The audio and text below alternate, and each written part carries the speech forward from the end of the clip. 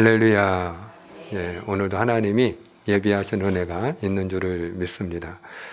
사람들은 보통 만나면 보통 일반적으로 물어보는 게 있어요. 무슨 일을 하십니까? 그리고 그분이 어떤 직장을 다니는지, 어떤 일을 하는지에 관심을 갖고 질문을 하죠. 그러나 하나님은 우리를 보실 때 어디에 관심을 가지실까?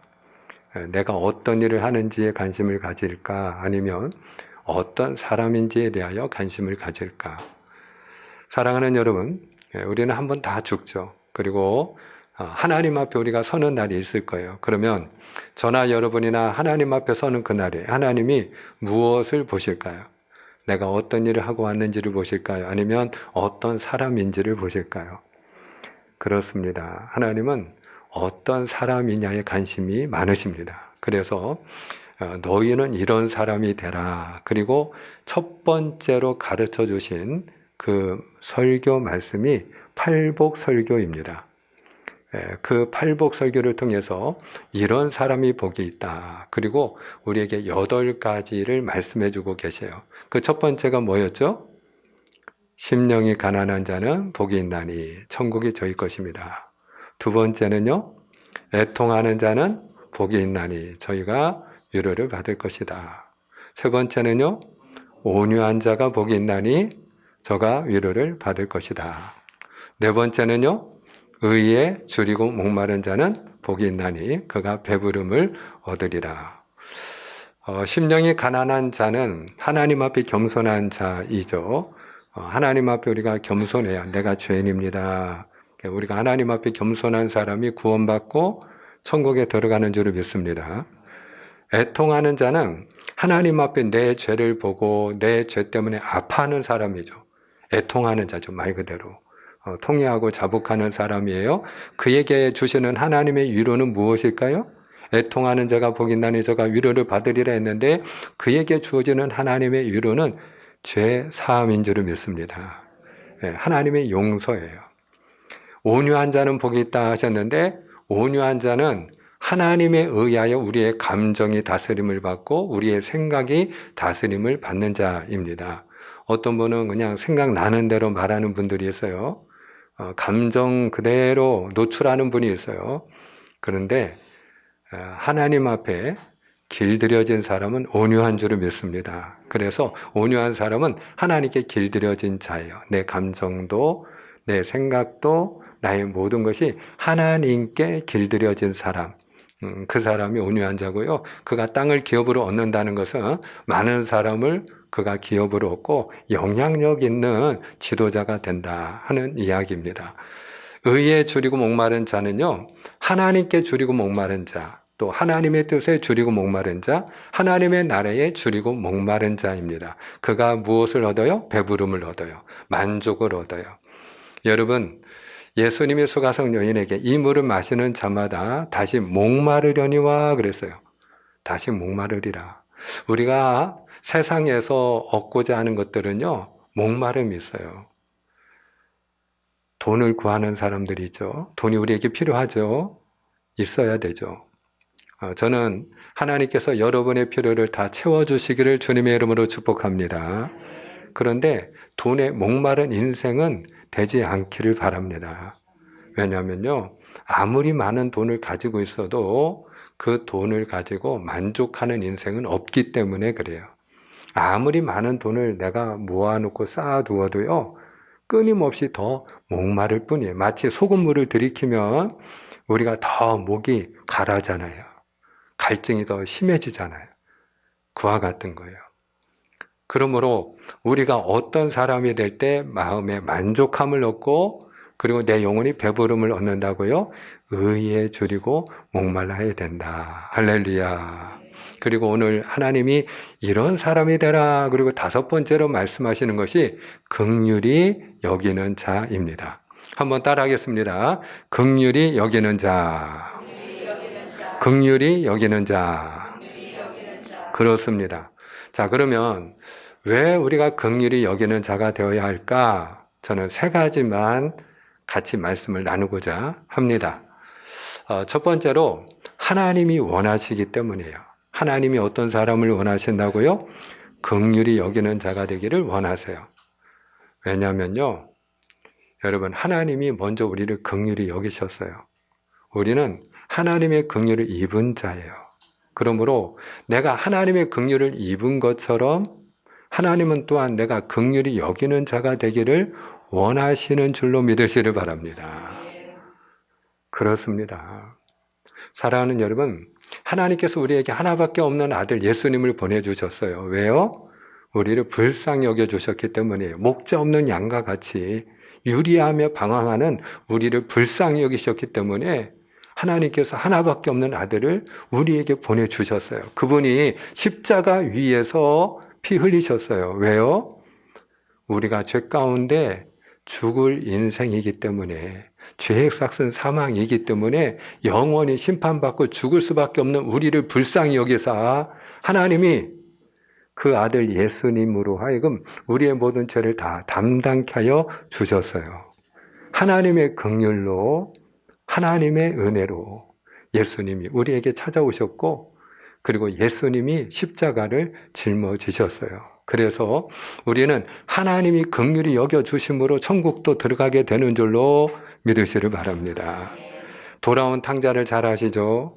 그 둘째 아들이 허랑방탕하면서 아버지에게 미리 재산 상속받아서 다 탕진했잖아요. 그런데 그 둘째 아들, 그 방탕한 아들이 돌아왔을 때 아버지가 쫓아냈나요? 아니면 함께 살았나요? 함께 살았어요. 죄가 없기 때문인가요? 아니에요. 자격이 있어서? 아니에요. 여러분, 긍휼히 여기는 아버지의 사랑 때문이에요. 아버지가 비록 그 아들이 그 재산 다 날려먹었지만, 그렇게 오랜 세월 외국에 나가서 허랑방탕하면서 아버지의 속을 썩였지만, 그러나 그 아들을 아버지가 불쌍히 여겼기 때문에 그 아들을 받아주어 그 아버지의 집에서 살게 된 것이에요. 마찬가지예요. 오늘 저와 여러분이 죽으면 우리 안에 죄가 남아있어요. 우리 안에 누구나 다 죄가 있어요. 그런데 여러분, 그럼에도 불구하고 하나님은 우리를 위하여 영원한 하나님의 나라, 바로 아버지의 집 천국을 예비해 놓으셨어요. 할렐루야. 우리가 그 하나님의 나라 천국에 들어갈 수 있는 것은 하나님께서 마치 그 돌아온 탕자를 아버지가 긍휼히 여긴 것처럼 우리를 긍휼히 여기시기 때문인 줄로 믿습니다. 그래서 우리가 하나님의 긍휼을 입은 자이기 때문에 우리도 어떤 자가 되라? 긍휼히 여기는 자가 되라. 이렇게 말씀을 해요. 베드로전서 2장 10절에 있는 말씀 같이 한번 읽기 원합니다. 베드로전서 2장 10절입니다. 우리 함께 읽습니다. 시작. 너희가 전에는 백성이 아니더니 이제는 하나님의 백성이요 전에는 긍휼을 얻지 못하였더니 이제는 긍휼을 얻은 자니라. 아멘. 하나님이 너희를 긍휼히 여기셨기 때문에 전에는 너가 하나님의 백성이었다 아니었다? 아니었다. 내가 전에는 하나님의 백성이 아니었어요. 그냥 세상 사람이었어요. 죄 가운데 그냥 죽을 인생이었어요. 저주받을 인생이었어요. 그런데 하나님이 긍휼히 여겨주심으로 너는 이제 하나님의 백성이 되었다라는 거예요. 할렐루야. 내가 이제는 하나님의 자녀가 되었어요. 어떻게요? 그냥 하나님이 불쌍히 여겨주셨기 때문이에요. 그러므로 이렇게 하나님의 긍휼로 하나님의 자녀된 권세를 우리가 얻게 되고 신분을 회복하게 되었으니 우리도 어떤 사람이 되어야 된다고요? 긍휼히 여기는 자가 되어야 할 줄을 믿습니다. 그리고요, 우리가 긍휼히 여기는 자가 될 때 그때 하나님의 긍휼을 입는 자가 될 수 있어요. 예수님이 천국은 무엇과 같으냐? 마치 주인이 그 종하고 결산하는 것과 같다 그러면서 한 1만 달란트 빚진 종에 대해서 말씀을 하세요. 1만 달란트가 어느 정도냐? 여러분, 한 달란트. 이 사람은 얼마 빚졌다고 했죠? 1만 달란트. 근데 한 달란트는 얼마냐? 6,000일 동안 일한 품삯이에요. 그러면 1년이 365일이죠? 그 365일 직장 생활하는 분이 다 나가는 거 아니죠? 아마 평균적으로 한 300일 나갈 거예요. 예, 조금 더 나가는 사람, 덜 나가는 사람 있겠죠? 근데 평균 우리가 1년에 300일 내가 일을 하고 1년 연봉을 받는다. 그러면 6,000일 동안 일을 하면 몇 년치 연봉입니까? 300 곱하기 20 하면 되죠. 그죠? 예. 그 300이 1년이니까. 예. 그 우리가 6,000일이면요. 20년치 연봉이에요. 그게 한 달란트예요. 그럼 1만 달란트면요. 그냥 천문학적인 숫자예요. 힘으로 우리가 어떻게 노력해서 갚을 수 있는 돈이 아니란 얘기예요. 그러니까 그 주인이 네 몸도 팔고 네 아내도 팔고 네 자식도 팔고 네 소유도 다 팔아서 갚으라는 거예요. 근데 갚을 수 있어요, 없어요? 그래도 갚을 수 없는 돈이에요. 그러니까 옥에 갖다 집어넣으라는 거예요. 그랬더니 이 종이 막 싹싹 손이 발이 되도록 비는 거예요.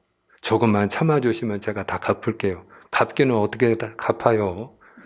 그러니까 주인이 그 손이 발이 되도록 싹싹 무릎 꿇고 비는 그 종이 불쌍하니까 긍휼히 여겼어요.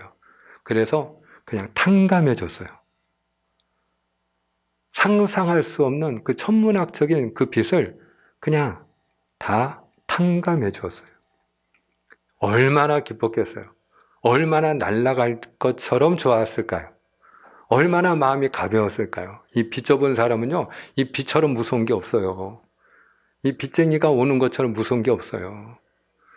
그런데 어느 날 그 빚을 다 탕감받았다고 할 때 그 기쁨, 그 날아갈 것 같은 자유함이 얼마나 황홀할 정도였을까. 그런데 가다가 집에 돌아가다가 자기 동료를 만났는데 그 동료가 자기한테 100데나리온 빚진 사람이에요. 100데나리오면 100일치 풍싹이에요. 한 데나리온이 하루 풍싹이니까 100일치 풍싹. 그냥 서너 달치 월급을 나한테 빚진 사람이다. 이렇게 이해하시면 돼요. 근데 그 사람 보자마자 목덜미 딱 잡더니 너 왜 내 돈 안 갚아? 내 돈 갚으라는 거예요. 그랬더니 상대방이 싹싹 빌어요. 자기가 주인에게 빌듯이 자기한테 비는 거예요. 조금만 참아주시면 내가 다 갚을게요. 그리고 사정사정합니다. 근데 긍휼히 여기지 않는 거예요. 갚을 때까지 옥에다 집어넣어. 감옥에 집어넣었어요. 그거를 누가 봤느냐? 그 동료들이 보았어요. 그래서 동료들이 주인에게 가서 이야기합니다. 주인님께서 탕감해준 그 종이 이러이러한 일을 했습니다. 그러고 얘기하니까 주인이 화가 났어요. 그럼 가서 데려와라. 자기 앞에 무릎 꿇게 하고 그리고 주인이 얘기하는 겁니다. 자, 마태복음 18장 32절, 33절이에요. 우리가 주인이 어떤 말을 했는지 같이 듣기 원합니다. 다 같이 읽어요. 이에 시작. 이에 주인이 그를 불러다가 말하되 악한 종아 내가 빌기에 내가 내 빚을 전부 탕감하여 주었거늘 내가 너를 불쌍히 여긴가 같이 너도 내 동료를 불쌍히 여김이 마땅하지 아니하냐 하고. 아멘, 아멘.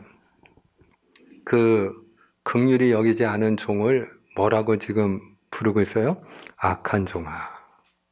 여러분, 여기서 주인은 하나님이에요. 하나님이 우리를 긍휼히 여기시기를 어떻게 긍휼히 여겨 주셨어요? 자기 아들을 내어 주기까지. 우리의 모든 죄를 십자가 위에서 그 아들에게 담당시키시기까지 그렇게 우리를 불쌍히 여기시고 우리를 사망에서 건지시고 저주에서 건지시고 천국 백성 되게 하시고 이 땅에서 복 있는 자가 되게 해 주셨어요. 할렐루야. 근데 우리는 긍휼히 여기지 않는 거예요.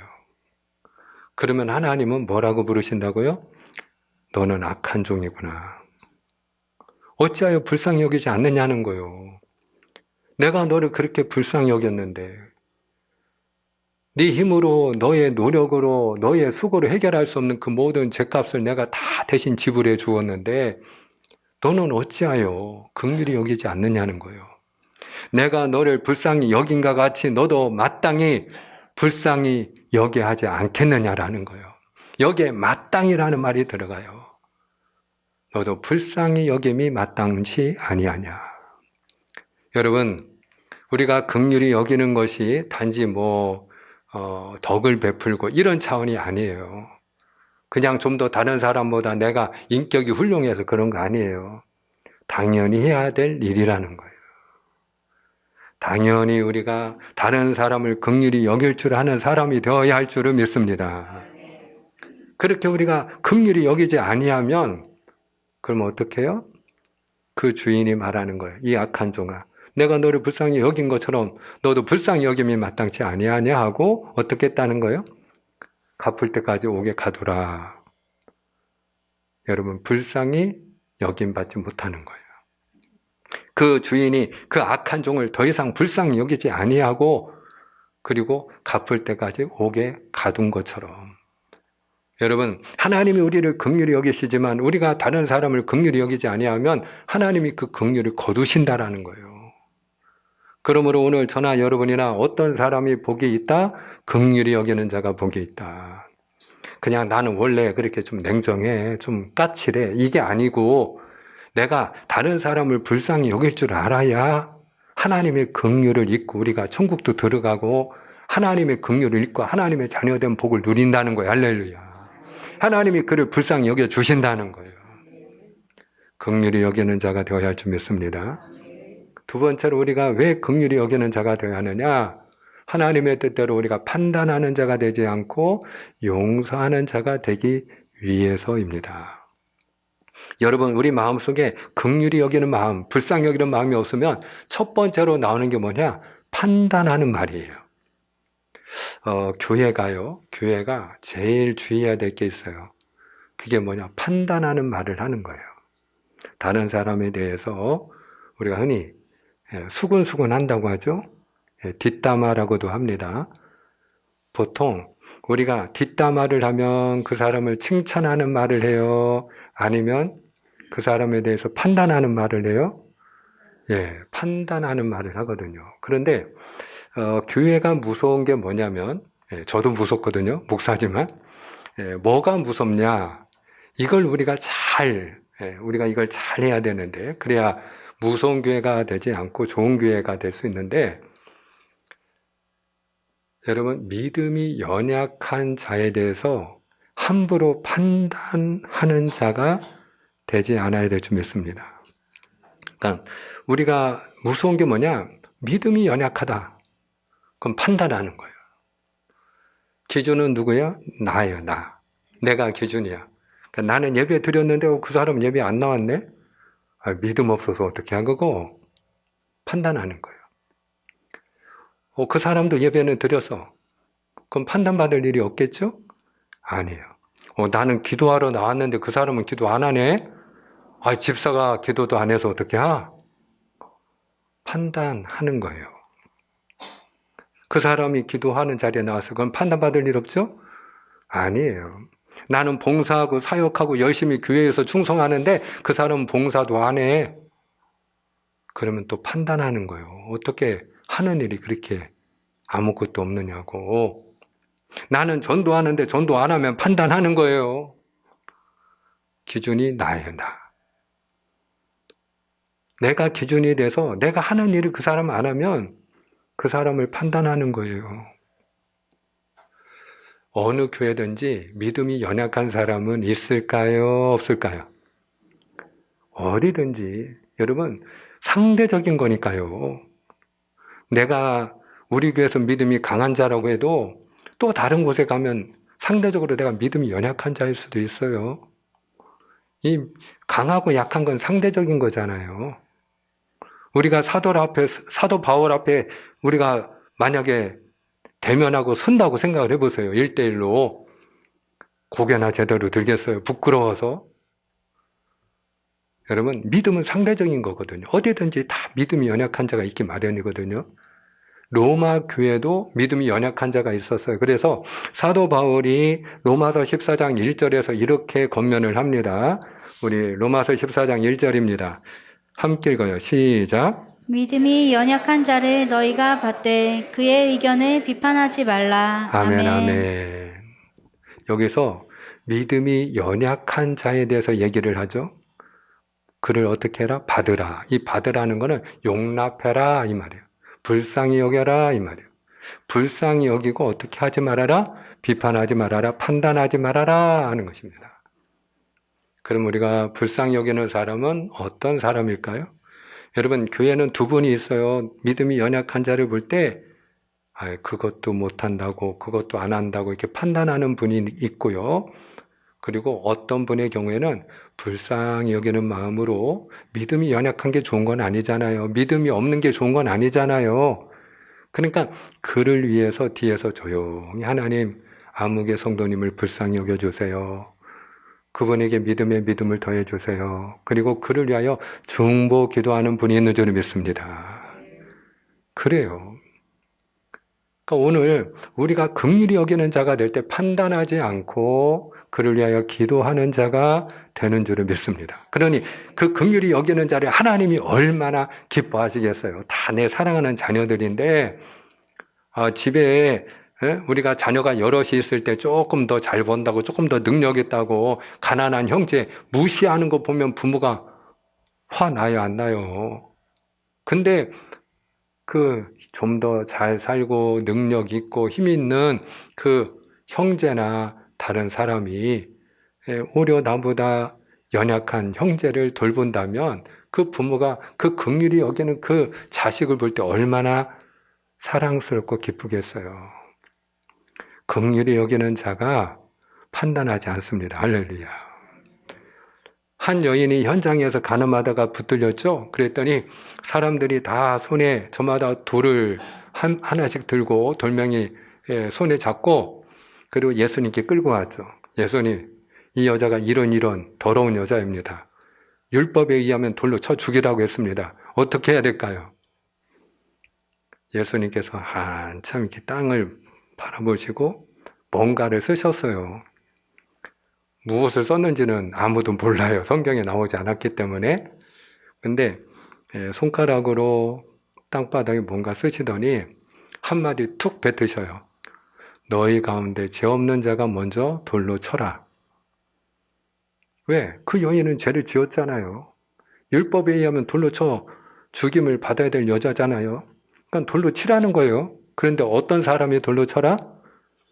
너희 가운데 죄 없는 자가. 여러분, 이 말은 무슨 뜻입니까?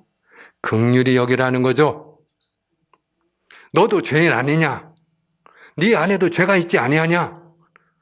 하나님이 너 같은 죄인도 긍휼히 여겨주셨는데 너도 긍휼히 여기지 아니하려느냐? 너도 긍휼히 여겨야 되지 않겠느냐?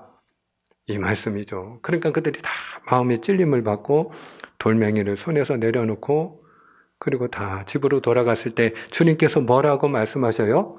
여인을 향하여 말씀하시기를 나도 너를 정죄하지 아니하노니 다시는 죄를 범치 말라. 정죄하지 아니하노니. 여러분, 예수님이 정죄하지 아니하고 그 여인을 용서해 주신 것은 그 여인이 죄가 없기 때문에 예수님이 정죄하지 않은 것이 아니고 긍휼히 여기셨기 때문인 줄 믿습니다. 우리가 죄가 없어서 정죄받지 않고 천국에 들어갈 수 있는 게 아니고 하나님이 우리를 긍휼히 여기시고 용서해 주시기 때문에 우리가 하나님의 품의 아버지 그리고 안길 수 있는 줄을 믿습니다. 자식이 잘못했을 때 우리가 때때로 자식을 이렇게 매도되고 혼을 낼 때가 있잖아요. 이렇게 눈에서 눈물이 그냥 쏙 빠지게 해. 근데 그리고 나서 엄마 잘못했어요. 그러면은 다시는 그러지 마. 그러고 어떻게 해요? 안아주죠. 안아주잖아요. 그 자식이 엄마 품에 안기잖아요. 죄가 없어서? 아니에요. 그 아들, 그 자식을 내가, 그 딸을 불쌍히 여기고, 그리고 그 자녀를 내가 축복하는 마음으로 안아주는 거 아닙니까? 우리가 죄가 없기 때문에 하나님의 품에 안기는 게 아니에요. 하나님이 긍휼히 여겨주시기 때문에 할렐루야. 그래서 우리가 긍휼히 여기는 자가 되어야 할 줄 믿습니다. 그럴 때 우리가 판단하는 자가 되지 않고 용서하는 자가 되거든요. 베드로가 예수님께 와가지고 예수님, 형제가 저한테 죄를 지었을 때 제가 7번 용서하면 되겠죠? 이렇게 얘기를 했어요. 3번도 아니고 7번씩이나. 3번 참는 것도 쉽지 않잖아요. 3번 용서하는 거 쉽지 않잖아요. 당장 그냥 2번만 똑같은 일을 해도 그냥 흔히 화딱지가 난다고 하잖아요. 근데 7번이나 용서한다. 야, 너 참 훌륭하구나. 어떻게 그런 생각을 했니? 이렇게 주님이 말씀하지 않으시고 뭐라고 말씀하시죠? 70번씩 7번이라도 용서하라는 거예요. 그러니까 무슨 얘기냐? 너가 긍휼히 여기면 여길수록 좋다는 거예요. 사랑하는 여러분, 오늘 저와 여러분이 긍휼히 여기는 자가 되어지기를 축복합니다. 그리고 세 번째로 우리가 긍휼히 여기는 자가 되어야 하는 이유는 잘 들으셔야 돼요. 긍휼이 있으면 천국이 되고요. 긍휼이 없으면 지옥이 되기 때문입니다. 긍휼이 없으면 그곳이 어디라고요? 지옥이에요. 긍휼이 없으면 지옥이다. 부자와 나사로 이야기 아시죠? 예, 부자도 죽고 거지 나사로도 죽었어요. 근데 거지 나사로는 죽어서 천국 가서 아브라함의 품에 안겼는데 부자는 지옥에 떨어졌어요. 얼마나 불꽃이 뜨겁고 목이 타는지 그가 그 나사로를 안고 있는 아브라함에게 간청을 하는 거예요. 근데 그가 뭐라고 간청했느냐? 자, 우리 누가복음 16장 24절입니다. 우리 함께 했습니다. 시작. 불러 이르되 아버지 아브라함이여 나를 긍휼히 여기사 나사로를 보내어 그 손가락 끝에 물을 찍어 내 혀를 서늘하게 하소서. 내가 이 불꽃 가운데서 괴로워하나이다. 아멘, 아멘. 아멘. 여기 보니까 긍휼이라는 말이 나와요. 그죠? 아버지 아브라함이여 저를 긍휼히 여기사 저를 좀 불쌍히 여기시고 그리고 이 불꽃 가운데서 내가 이 목마름을 조금이라도 내가 덜 수 있도록 어떻게 해결이 되고서 조금이라도 내가 덜 수 있도록 그 나사로의 손끝에 물 한 방울만 딱 찍어갖고 제 혀를 그거 가지고 뭘 서늘하겠어요.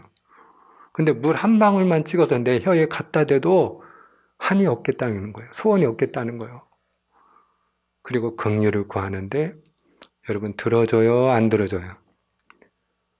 안 들어주잖아. 너하고 우리 사이에 구렁텅이 있어서 안 돼. 우리가 갈 수도 없고 네가 올 수도 없어. 그래 한마디로 거절당합니다. 지옥이 어떤 곳이라고요? 긍휼이 없는 곳. 따라하십니다. 긍휼이 없는 곳이 지옥이다. 그래요. 여러분, 여러분의 가정이 천국이 되기를 원하세요? 그러면은 여러분이 한 가지만 물어보시면 돼요. 내가 긍휼히 여기는 마음이 있나? 내가 남편을 긍휼히 여기는 마음으로 바라봅니까? 저 인간이 아니고 그 인간이 아니고 그 왼수가 아니라 내가 남편을 바라볼 때 불쌍히 여기는 마음이 있습니까? 아내를 바라볼 때에 내가 저 인간 잘못 만나서가 아니라 그 마음속에 불쌍히 여기는 마음이 있습니까? 그러면요, 가정은 천국이 되는 줄 믿습니다. 근데 내 마음속에 불쌍한 마음이 없어. 그러면요, 누가 내 가정을 힘들게 하는 게 아니에요. 내 가정을 사막으로 만들고 황폐케 하는 거는요, 다른 사람이 아니에요. 내 가정을 살기 힘들고 지옥처럼 만드는 건요, 내 마음속에 긍휼이 없기 때문이에요.